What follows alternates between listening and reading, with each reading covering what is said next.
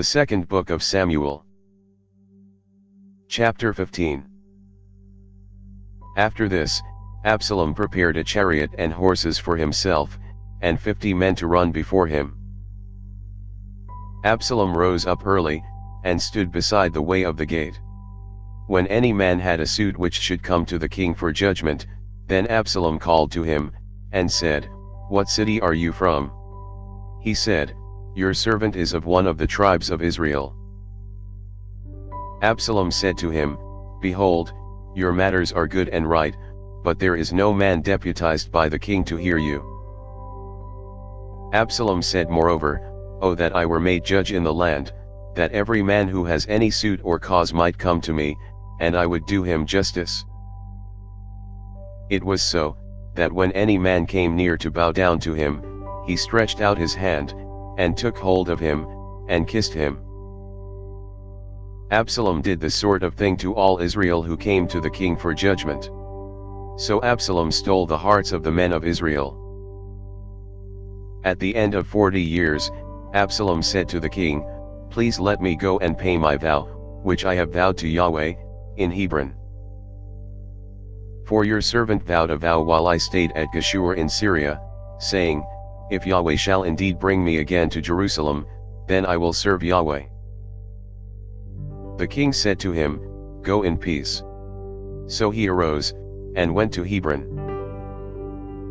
But Absalom sent spies throughout all the tribes of Israel, saying, "As soon as you hear the sound of the trumpet, then you shall say, Absalom is king in Hebron."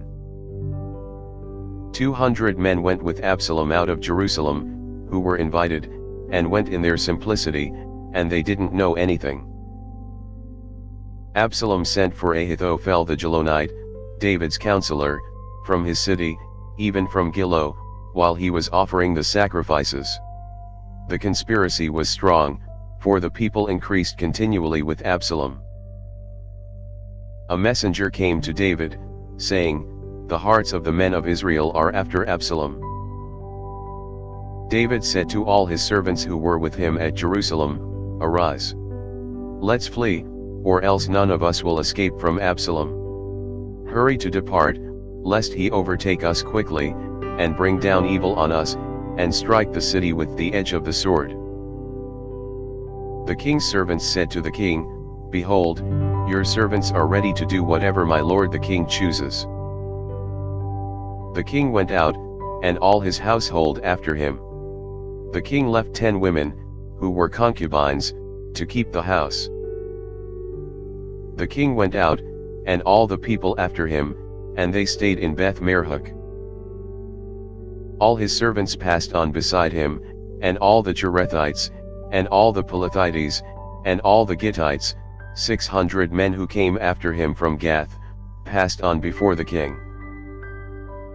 Then the king said to Ittai the Gittite, "Why do you also go with us? Return, and stay with the king, for you are a foreigner, and also an exile. Return to your own place.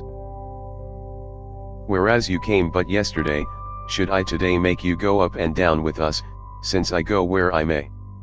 Return, and take back your brothers. Mercy and truth be with you." Ittai answered the king, and said, "As Yahweh lives, and as my lord the king lives, surely in what place my lord the king is, whether for death or for life, your servant will be there also." David said to Ittai, "Go and pass over." Ittai the Gittite passed over, and all his men, and all the little ones who were with him. All the country wept with a loud voice, and all the people passed over. The king also himself passed over the brook Kidron, and all the people passed over, toward the way of the wilderness. Behold, Zadok also came, and all the Levites with him, bearing the ark of the covenant of God, and they set down God's ark, and Abiathar went up, until all the people finished passing out of the city. The king said to Zadok, "Carry God's ark back into the city.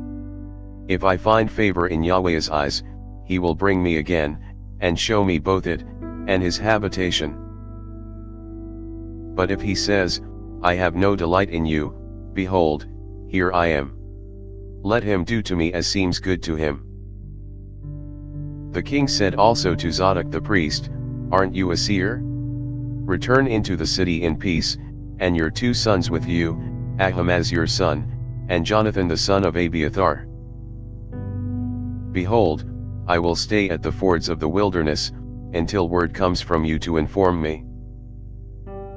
Zadok therefore and Abiathar carried God's ark to Jerusalem again, and they stayed there. David went up by the ascent of the Mount of Olives, and wept as he went up, and he had his head covered, and went barefoot. All the people who were with him each covered his head, and they went up, weeping as they went up. Someone told David, saying, Ahithophel is among the conspirators with Absalom. David said, Yahweh, please turn the counsel of Ahithophel into foolishness. When David had come to the top, where God was worshipped, behold, Hushai the Archite came to meet him with his tunic torn, and earth on his head. David said to him, If you pass on with me, then you will be a burden to me. But if you return to the city, and tell Absalom, I will be your servant, O king. As I have been your father's servant in time past, so I will now be your servant, then will you defeat for me the counsel of Ahithophel. Don't you have Zadok and Abiathar the priests there with you? Therefore whatever you hear out of the king's house, tell it to Zadok and Abiathar the priests. Behold, they have there with them their 2 sons, Ahimaaz, Zadok's son, and Jonathan, Abiathar's son. Send to me everything that you shall hear by them. So Hushai, David's friend, came into the city, and Absalom came into Jerusalem. Thanks for listening. If you liked our video, give us a thumbs up and subscribe, it really helps.